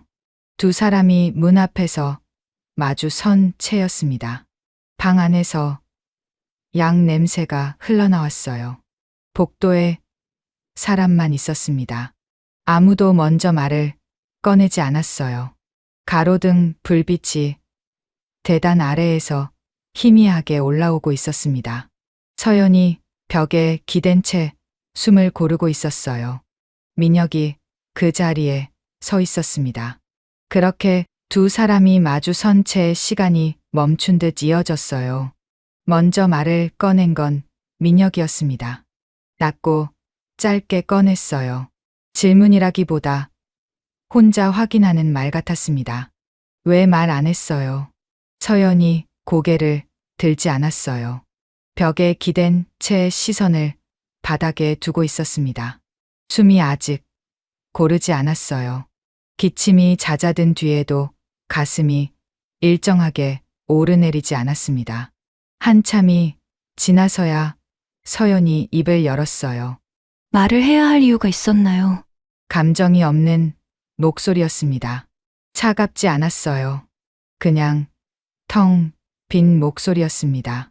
오래 혼자 버텨온 사람에게서 나오는 목소리였어요. 민혁이 그 말을 들으며 서연을 바라봤습니다.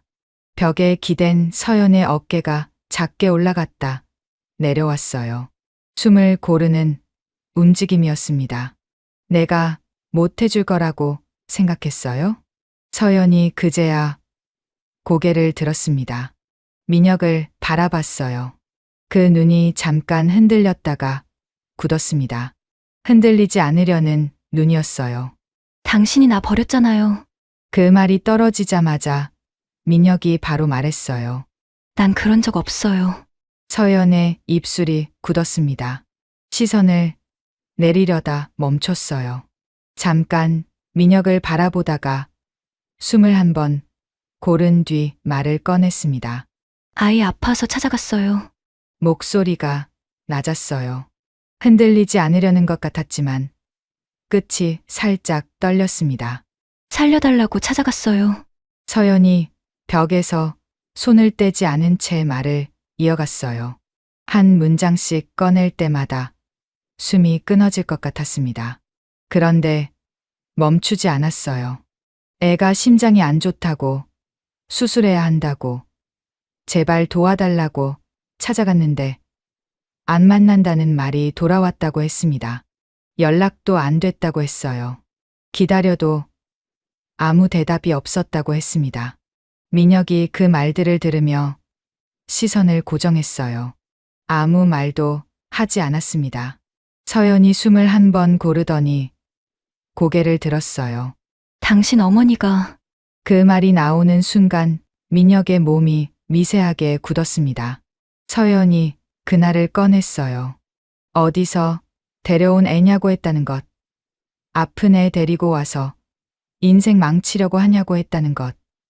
그 말들을 한 문장씩 꺼냈습니다. 목소리가 끊어졌다. 이어졌어요. 그리고 마지막 말을 꺼냈습니다. 다시 오면 너도 애도 가만 안 둔다고 했다는 말이었어요. 그 말이 독도 안에 떠 있었습니다. 사라지지 않았어요. 민혁이 시선을 내렸습니다. 계단 아래 가로등 불빛이 희미하게 올라오고 있었어요. 어딘가에서 바람 소리가 작게 들렸습니다. 복도가 좁고 조용했어요. 민혁이 고개를 들지 않은 채 서 있었습니다. 비서에게 보고를 받았을 때 알았어요. 어머니가 막았다는 것도 서연이 찾아왔었다는 것도 알고 있었습니다. 그런데 서연의 입에서 직접 듣는 건 달랐어요. 살려달라고 찾아갔다는 말이 지금 이 복도에서 울리고 있었습니다. 그 말을 민혁은 받아들일 자리에 없었어요. 8년 동안 없었습니다. 서연이 벽에 더 기댔어요. 말을 꺼내는 것만으로도 힘이 빠지는 것 같았습니다. 한 손으로 가슴을 짚으며 숨을 고르려 했어요. 그러니까 가요. 낮게 말했어요. 목소리에 힘이 없었습니다. 여기까지 찾아오지 말아요. 민혁이 그 말을 들으며 시선을 들었습니다. 서연을 바라봤어요. 벽에 기댄 채 겨우 서 있는 서연이었습니다. 창백한 얼굴이었어요. 손이 떨리고 있었습니다. 이 몸으로 오늘도 일하러 나가려 했던 서연이었어요. 저 통장에 한 줄씩 쌓아온 돈으로 지훈이를 데려오려 했던 서연이었습니다. 민혁이 천천히 입을 열었어요. 지훈이. 서연의 몸이 굳었습니다. 가슴을 짚고 있던 손이 멈췄어요. 지금 병원에 있어요. 서연이 고개를 들었습니다. 눈이 흔들렸어요. 처음으로 감정이 드러나는 눈이었습니다. 오래 흔들리지 않던 그 눈이 지금 흔들리고 있었어요. 민혁이 시선을 떼지 않은 채 말을 이어갔습니다. 수술했어요. 잘 끝났고 상태 안정됐습니다. 서연이 아무 말도 하지 못했어요. 벽을 짚은 손이 더 세게 쥐어졌습니다. 눈이 촉촉해지려다 멈추는 것 같았어요. 울지 않으려는 것 같았습니다. 입술이 한 번 움직이려다 멈췄어요. 그리고 다시 멈췄습니다. 수술 비용은 처리했어요. 앞으로 치료도 전부 처리하겠습니다. 서연이 고개를 내렸어요. 시선이 바닥에 박혔습니다. 손이 벽에서 천천히 내려왔어요. 힘이 빠진 손이었습니다. 바닥으로 내려온 그 손이 주먹처럼 쥐어졌어요. 민혁이 마지막으로 말했습니다. 엄마면 와요. 와서 아이 지켜요. 그 말을 남기고 민혁이 몸을 돌렸어요. 좁은 복도를 걸어 계단 쪽으로 향했습니다. 발소리가 계단을 내려가며 멀어졌어요. 한 칸씩 내려갈 때마다 소리가 작아졌습니다. 그리고 사라졌어요. 서연이 벽에 기댄 채 그 소리를 들었습니다. 발소리가 완전히 사라진 뒤에도 한동안 그 자리에 서 있었어요. 복도가 조용했습니다. 계단 아래 가로등 불빛만 희미하게 올라오고 있었어요. 바람 소리가 작게 들렸다. 사라졌습니다. 서연이 천천히 주저앉았어요. 벽에 등을 기댄 채였습니다. 손이 바닥을 짚었어요. 그 손이 바닥을 긁듯 천천히 쥐었습니다. 어깨가 작게 흔들렸어요. 한 번, 두 번. 울지 않으려 했지만 멈추지 않았습니다. 소리 없이 흔들렸어요. 지훈이라는 이름이 머릿속에서 울렸습니다. 수술했다는 말이 울렸어요. 잘 끝났다는 말이 울렸습니다.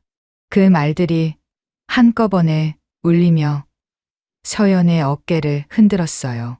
서연이 바닥에 주저앉은 채 고개를 숙였습니다. 손이 바닥을 꽉 쥐었어요. 멈춰 있던 시간이 다시 움직이기 시작하는 것 같았습니다. 서연이 병원에 도착한 건 저녁이었습니다. 낡은 가방을 어깨에 맨 채였어요. 걸음이 느렸습니다. 병원 로비에 들어서는 순간 형광등, 불빛이 한꺼번에 내려왔어요. 서연이 잠깐 눈을 가늘게 떴다가 천천히 앞으로 걸었습니다. 안내 데스크에서 병실 번호를 확인했어요. 엘리베이터를 탔습니다. 올라가는 동안 손잡이를 잡은 채 서 있었어요.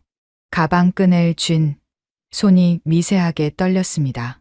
복도를 걸었어요. 병실 번호를 하나씩 확인하며 걸었습니다. 걸음이 느렸어요. 번호가 가까워질수록 더 느려졌습니다.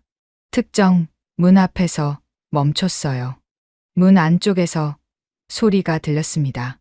작고 낮은 소리였어요.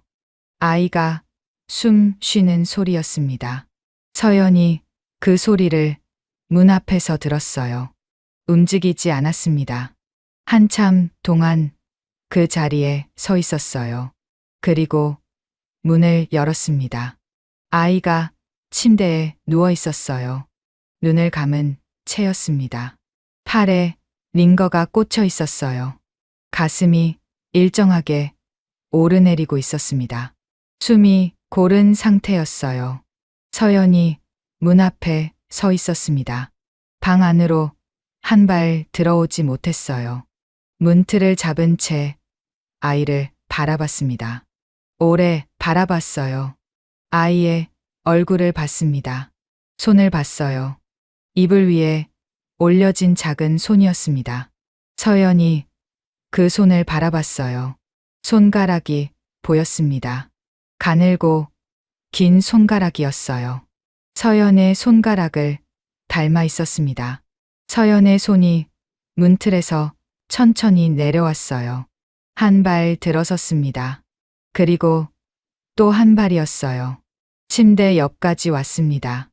의자가 있었어요. 앉지 않았습니다. 그냥 서서 아이를 내려다봤어요. 이불 위에 놓인 아이의 손 옆에 녹음기가 있었습니다. 수술실까지 갔다 온 녹음기였어요. 모서리가 달아 있었습니다. 서연이 그 녹음기를 바라봤어요. 자신이 병원을 통해 보냈던 그 녹음기였습니다. 아이가 항상 들고 다녔다는 그 녹음기였어요. 손이 천천히 내려갔습니다. 녹음기 위에 손을 올렸어요. 잡지 않았습니다. 그냥 손을 올린 채였어요. 그때 아이가 눈을 떴습니다. 천장을 바라보다가 고개를 돌렸어요. 서연과 눈이 마주쳤습니다. 아이가 아무 말도 하지 않았어요. 서연도 아무 말도 하지 않았습니다. 두 사람이 그대로 바라봤어요. 병실 안의 공기가 조용했습니다. 복도에서 들어오는 소음만 낮게 깔려 있었어요. 아이의 눈이 촉촉해졌습니다. 울지 않으려는 것 같았어요. 입술을 굳혔습니다. 그런데 눈이 울고 있었어요. 서연이 의자를 당겨 앉았습니다. 침대 옆에 바짝 붙여 앉았어요. 아이의 손을 잡았습니다. 두 손으로 감싸 쥐었어요. 아이의 손이 차가웠습니다. 서연이 그 손을 더 꽉 쥐었어요. 손가락이 가늘고 길었습니다. 자신의 손가락을 닮아 있었어요. 서연이 그 손을 내려다보다가 눈을 감았습니다. 아이가 서연 쪽으로 몸을 기울였어요.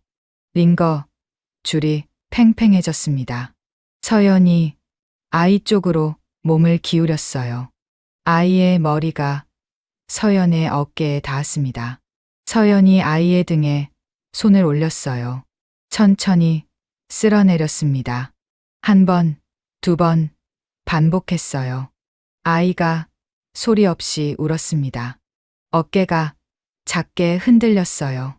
서연이 그 흔들림을 느끼며 손을 멈추지 않았습니다. 계속 쓸어내렸어요. 얼마나 지났을까요? 아이의 어깨가 잦아들었습니다. 숨이 고르게 이어지기 시작했어요. 그때 문이 열렸습니다. 민혁이었어요. 문 앞에 멈춰 섰습니다. 병실 안을 바라봤어요. 서연이 아이 옆에 앉아 있었습니다. 아이가 서연의 어깨에 기댄 채였어요. 두 사람이 같은 자리에 있었습니다. 민혁이 들어오지 않았어요. 문 앞에 서 있었습니다. 서연이 고개를 들었어요. 민혁과 눈이 마주쳤습니다. 두 사람이 바라봤어요. 아무 말도 하지 않았습니다. 아이가 고개를 들었어요. 문 앞에 선 민혁을 봤습니다.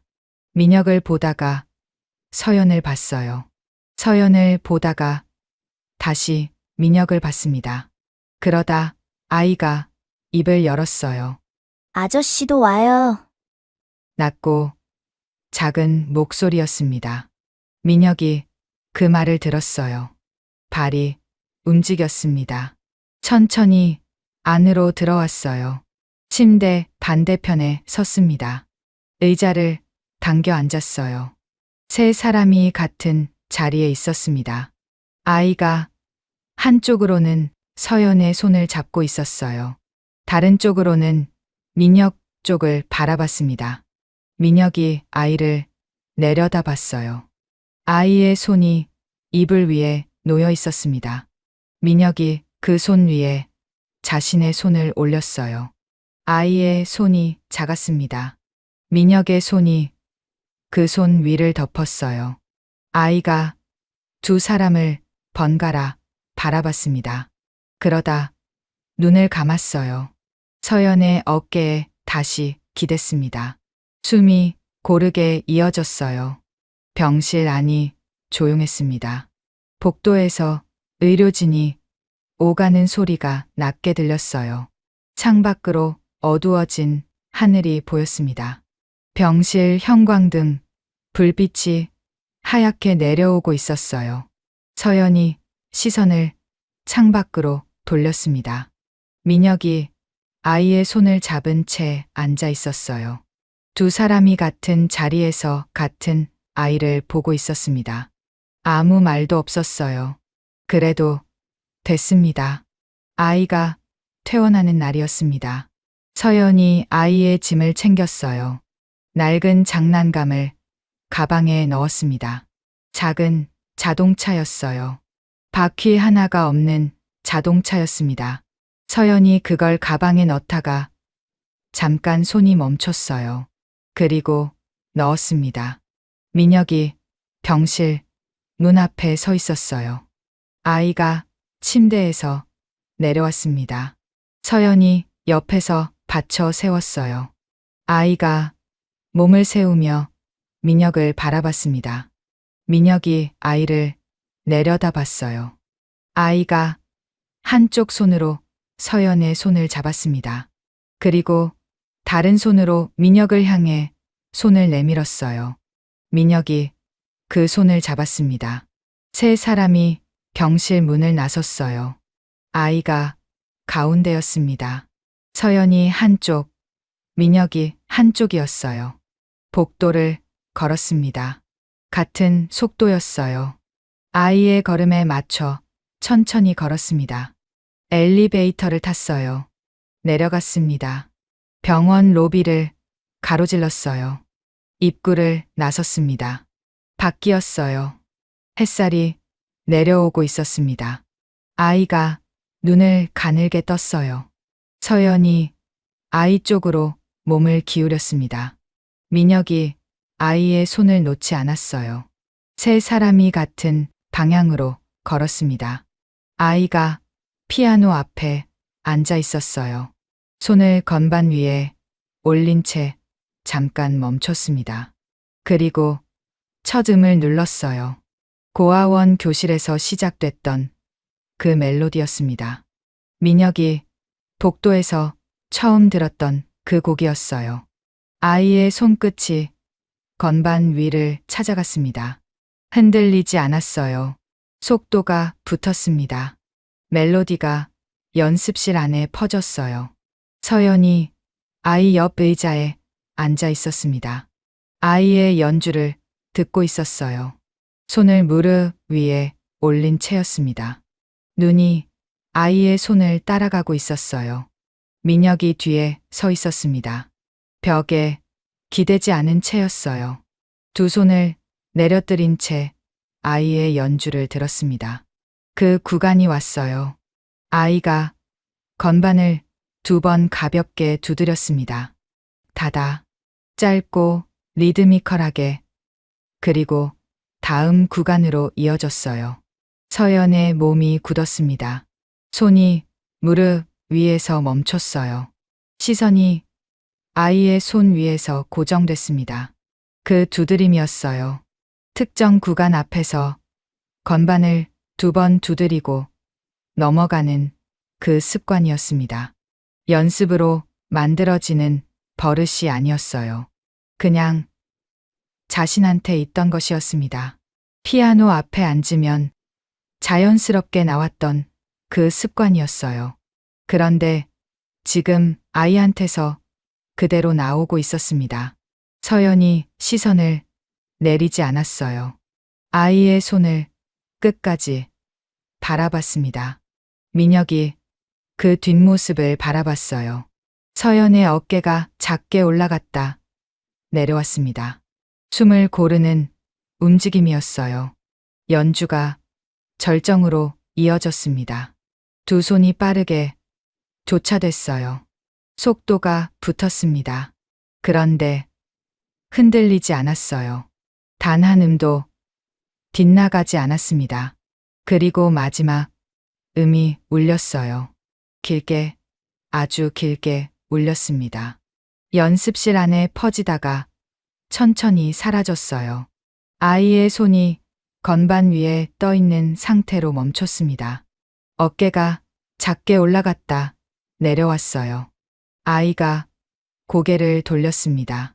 서연을 봤어요. 그리고 뒤에 선 민혁을 봤습니다. 서연이 손을 내밀었어요. 아이가 그 손을 잡았습니다. 민혁이 앞으로 한 발 다가섰어요. 서연과 아이의 손 위에 자신의 손을 겹쳐 잡았습니다. 세 사람이 같은 방향을 바라보며 서 있었어요. 20년 뒤 조명이 켜진 대형 공연장이었어요. 객석이 가득 찼습니다.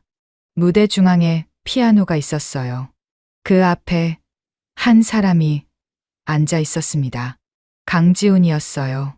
어깨가 넓어졌고 손이 커졌습니다. 그런데 건반 위에 손을 올린 채 잠깐 멈추는 그 습관은 그대로였어요. 지훈이 객석을 향해 고개를 숙였습니다. 객석이 조용해졌어요. 공연장 전체가 숨을 죽였습니다. 첫 음이 울렸어요. 그 멜로디였습니다. 고아원 교실에서 시작됐던, 연습실에서 이어졌던 그 곡이었어요. 공연장 전체에 퍼졌습니다. 객석이 움직이지 않았어요. 숨을 죽인 채 들었습니다. 연주가 절정으로 이어졌어요. 두 손이 빠르게 교차됐습니다. 속도가 붙었어요. 공연장 안에 소리가 가득 찼습니다. 그런데 한 음도 흔들리지 않았어요. 그리고 그 구간이 왔습니다. 지훈이 건반을 2번 가볍게 두드렸어요. 다다, 짧고 리드미컬하게, 그리고 다음 구간으로 이어졌습니다. 객석 한쪽이었어요. 나란히 앉은 사람이 있었습니다. 민혁이었어요. 그리고 서연이었습니다. 두 사람이 그 소리를 들었어요. 서연이 눈을 감았다가 떴습니다. 손이 민혁의 손 위에 올라왔어요. 민혁이 그 손을 잡았습니다. 무대 위에서 마지막 음이 울렸어요.